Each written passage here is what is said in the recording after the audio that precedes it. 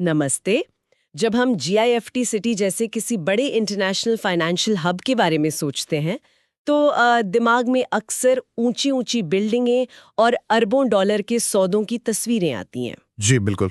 लेकिन इन चमकती इमारतों के पर्दे के पीछे एक अदृश्य जंग भी चल रही होती है, काले धन और अवैध पैसों के खिलाफ। सही बात है। आज हम इसी जंग के सबसे बड़े हथियार यानी केवाईसी नियमों की कहानी में उतरने वाले हैं।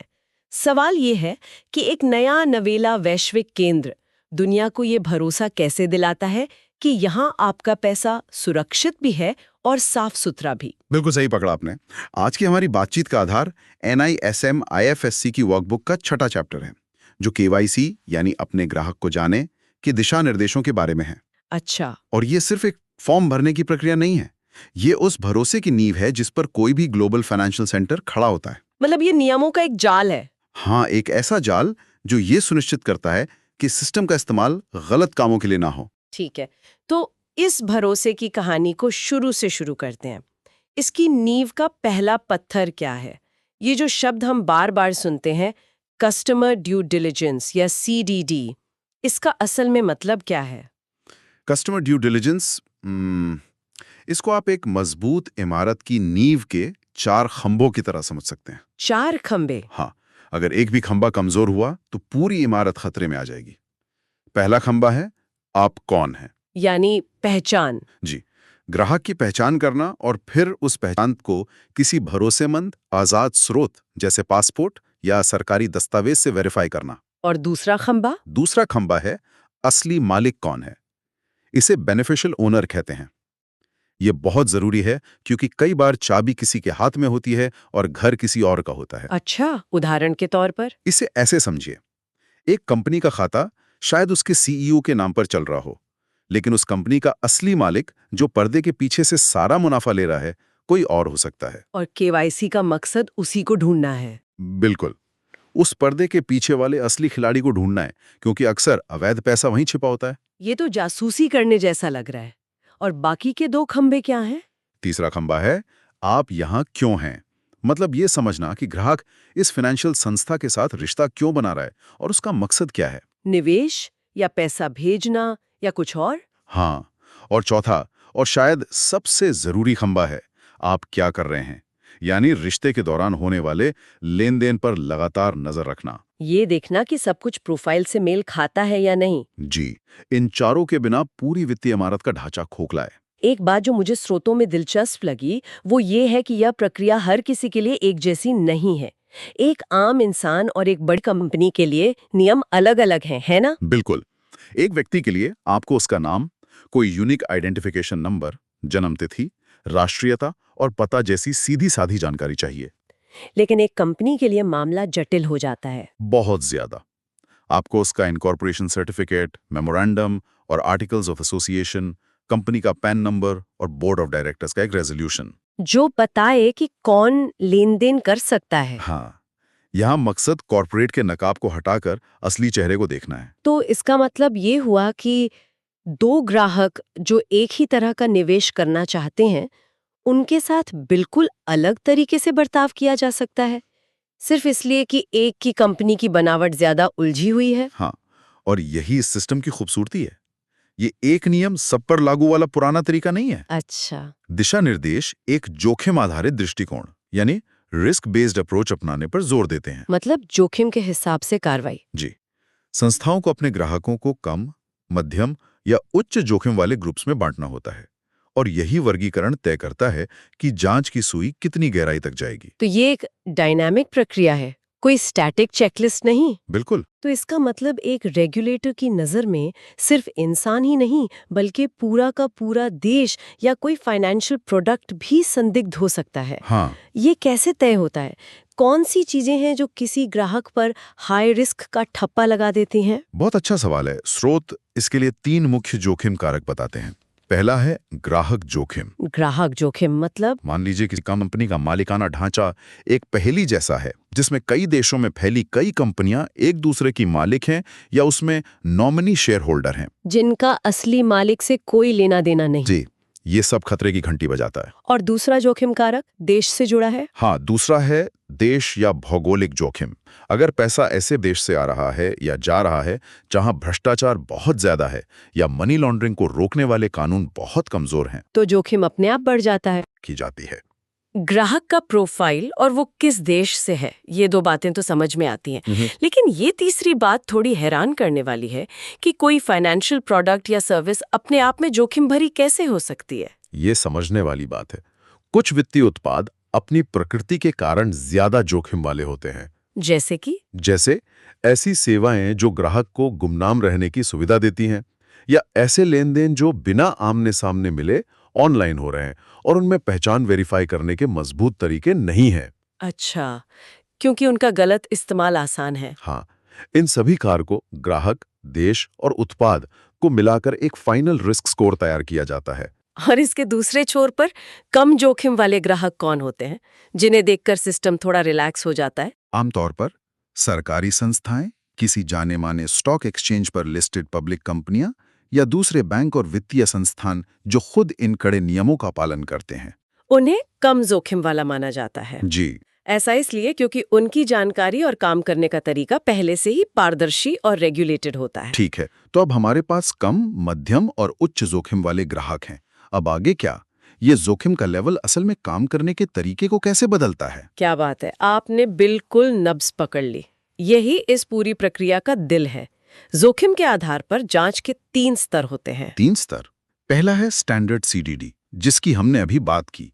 ये हर ग्राहक के लिए आधारभूत प्रक्रिया है। और कम जोखिम वालों के लिए? कम जोखिम वाले ग्राहकों के लिए प्रक्रिया को थोड़ा सरल किया जा सकता है, जिसे सिंप्लीफाइड सीडीडी या एससीडीडी कहते हैं।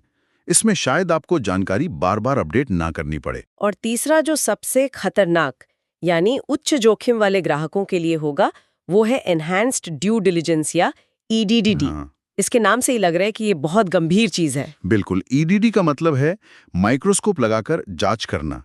यहां आप सिर्फ पहचान वेरीफाई नहीं कर रहे हैं, बल्कि ग्राहक की पूरी वित्तीय कुंडली को समझने की कोशिश कर रहे हैं। मतलब एक सामान्य हेल्थ चेकअप और एक डिटेल्ड एमआरआई स्कैन के बीच का अंतर है। बिल्कुल सही कहा आपने। तो इस एमआरआई स्कैन में क्या-क्या अतिरिक्त कदम शामिल होते हैं? इस स्टैंडर्ड प्रक्रिया से कितना अलग है? इसमें कई परतें हैं। पहला, आप ग्राहक के बारे में अतिरिक्त जानकारी मांगते हैं, जैसे उसका पेशा क्या है, उसकी कुल संपत्ति का स्रोत क्या है, और सबसे जरूरी, उसके पास जो पैसा है उसका स्रोत क्या है? हाँ, कि ये पैसा आया कहाँ से, सैलरी से, बिजनेस से या कहीं और से। और दूसरा, ऐसे हाई रिस्क ग्राहक के साथ रिश्ता शुरू करने या जारी रखने के लिए संस्था के सीनियर मैनेजमेंट की मंजूरी लेना अनिवार्य हो जाता है। मतलब कोई जूनियर कर्मचारी ये फैसला नहीं ले सकता। नहीं। और तीसरा, ऐसे खातों के लेन देन की निगरानी बहुत ज्यादा बढ़ा दी जाती है। हर गतिविधि पर पैनी नजर रखी जाती है। इसका सबसे अच्छा उदाहरण शायद पॉलिटिकली एक्सपोज्ड पर्सन यानी पीईपीज के मामले हैं, जिनकी चर्चा स्रोतों में भी है। हाँ, ये क्लासिक उदाहरण है। और ये नियम सीधे वैश्विक भ्रष्टाचार से लड़ने की कोशिशों से जुड़े हैं। पीईपीज मतलब वरिष्ठ राजनेता, जज या बड़े सरकारी अधिकारी। जी, उनके पास अधिकार होते हैं, और जहां अधिकार है वहां भ्रष्टाचार का जोखिम भी होता है। सोचिए, अगर कोई भ्रष्ट अधिकारी अपने देश से पैसा निकालकर उसे किसी रिश्तेदार के नाम पर आईएफएससी में निवेश करना चाहे, तो ये नियम उसी को पकड़ने के लिए बनाए गए हैं। बिल्कुल। इसीलिए शायद सिर्फ उस व्यक्ति की ही नहीं बल्कि उसके पूरे परिवार की जांच होती है। हाँ, इसीलिए ईडीडी के तहत न सिर्फ उस पीईपी की, बल्कि उसके परिवार के सदस्यों और करीबी सहयोगियों की संपत्ति के स्रोत के बारे में भी जानकारी लेना अनिवार्य है। और सीनियर मैनेजमेंट की मंजूरी तो चाहिए ही। जी, रिश्ता शुरू करने से पहले ये सिर्फ एक प्रक्रिया नहीं, बल्कि भारत की वित्तीय प्रणाली की अंतर्राष्ट्रीय प्रतिष्ठा बनाए रखने का एक तरीका है। ये दुनिया को एक संदेश है कि हमारा सिस्टम साफ सुथरे पैसे का स्वागत करता है, गंदे पैसे का नहीं। ये सब सुनने में बहुत मजबूत और सुरक्षित लगता है, लेकिन क्या इसका एक दूसरा पहलू भी है? क्या इतने कड़े नियम कभी-कभी असली और ईमानदार कारोबार के रास्ते में रुकावट बन जाते हैं? ये एक बहुत ही व्यावहारिक सवाल है। मतलब एक छोटी फाइनेंशियल स्टार्टअप के लिए इस स्तर की क्या कहते हैं, जासूसी करना कितना मुश्किल होगा? इसमें कोई शक नहीं कि इन नियमों का पालन करने में समय, पैसा और मेहनत लगती है। टेक्नोलॉजी और कुशल कर्मचारियों में निवेश करना पड़ता है। सही बात है। लेकिन इसे लागत के रूप में नहीं, बल्कि एक बीमा पॉलिसी के रूप में देखा जाना चाहिए। एक भी बड़ा मनी लॉन्ड्रिंग का मामला पूरे फाइनेंशियल सेंटर की साख को मिट्टी में मिला सकता है। तो लंबी अवधि में ये फायदेमंद है। हाँ, ये कड़वी दवाई की तरह है जो सिस्टम को स्वस्थ रखती है, और रेगुलेटर भी इस बात को समझते हैं। इसीलिए रिस्क बेस्ड अप्रोच लाया गया, ताकि ईमानदार कम जोखिम वाले कारोबार पर बेवजह का बोझ न पड़े। ठीक है, तो ये रिश्ता सिर्फ एक बार की जांच पड़ताल नहीं है, ये तो एक लगातार चलने वाली प्रक्रिया है। एक बार ग्राहक बन जाने के बाद क्या होता है? ये एक बहुत ही जरूरी सवाल है, क्योंकि जोखिम समय के साथ बदल सकता है। इसके कुछ महत्वपूर्ण पहलू हैं। पहला है समय सीमा। समय सीमा। हाँ, नियम साफ कहते हैं कि कस्टमर ड्यू डिलिजेंस रिश्ता स्थापित करने से पहले पूरा किया जाना चाहिए। पहले? हमेशा। कुछ बहुत ही सीमित मामलों में जहां मनी लॉन्ड्रिंग का जोखिम कम हो, इसे 30 दिनों के अंदर पूरा करने की छूट दी जा सकती है। लेकिन ये एक अपवाद है, नियम नहीं। और ये सिर्फ एक बार की चेकिंग नहीं है ना? बिल्कुल नहीं। यहीं पर चल रही ड्यू डिलिजेंस की भूमिका आती है। यह एक फिल्म की तरह है, एक तस्वीर की तरह नहीं। मतलब लगातार निगरानी। जी, संस्थाओं को लगातार लेन देन की निगरानी करनी होती है, ताकि ये सुनिश्चित हो सके कि सब कुछ ग्राहक की प्रोफाइल और उसके बताए गए उद्देश्य के मुताबिक हो रहा है। अगर कोई छोटा व्यापारी होने का दावा करता है और उसके खाते में अचानक लाखों डॉलर आ जाते हैं, तो सिस्टम को तुरंत अलर्ट हो जाना चाहिए। स्रोत में नियमित रूप से जानकारी अपडेट करने की भी बात कही गई है। ये कैसे काम करता है? हाँ, केवाईसी रिकॉर्ड को बासी नहीं होने दिया जा सकता। उन्हें समय समय पर अपडेट करना जरूरी है, और इसकी फ्रीक्वेंसी भी जोखिम पर ही निर्भर करती है। अच्छा, वो कैसे? उच्च जोखिम वाले ग्राहकों के लिए ये हर साल किया जाना चाहिए, क्योंकि उनकी स्थिति जल्दी बदल सकती है। और मध्यम जोखिम? मध्यम जोखिम वालों के लिए हर 3 साल में, और कम जोखिम वाले ग्राहकों के लिए हर 5 साल में। ताकि जानकारी हमेशा ताज़ा और सही हो। बिल्कुल। और सबसे मुश्किल सवाल, अगर ये प्रक्रिया पूरी नहीं हो पाती है तो? मान लीजिए कोई ग्राहक जरूरी जानकारी देने में आनाकानी करता है, या दी गई जानकारी झूठी निकलती है। ये एक गंभीर स्थिति है, और यहाँ कोई नरमी नहीं बरती जाती।